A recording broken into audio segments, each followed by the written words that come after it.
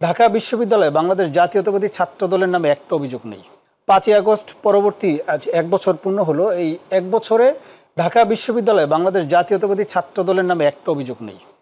Not a single কোনো বিষয়ে কোনো অভিযোগ এখন পর্যন্ত বাংলাদেশের কোনো ছাত্র সংগঠন ইভেন বিশ্ববিদ্যালয়ের প্রশাসন পর্যন্ত কোনো অভিযোগ আনতে পারেনি। আমরা গতকালকে ঢাকা বিশ্ববিদ্যালয়ের টিচারদের সাথে আমাদের সংগঠনের যে শীর্ষ নেতৃবৃন্দ, সকল ছাত্র সংগঠন, ছাত্র শিবিরও ছিল, সেখানে আমাদের শীর্ষ নেতৃবৃন্দ বিশ্ববিদ্যালয়ের টিচারদেরকে কোশ্চেন করেছিল যে আমাদের দ্বারা গত 1 বছরে ঢাকা বিশ্ববিদ্যালয়ে একটা ইভেন্ট ঘটেছে কিনা, একটা ঘটনা ঘটেছে কিনা, যেটা প্রশ্নবোধক।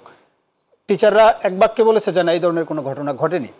আরেকটা বিষয় হচ্ছে, আমরা 5ই আগস্ট পরবর্তী সময় থেকে গত 1 বছর আমরা বাংলাদেশ জাতীয়তাবাদী ছাত্রদল সারা দেশে আমরা শিক্ষার্থীদের পালস নিয়ে স্টাডি করেছি।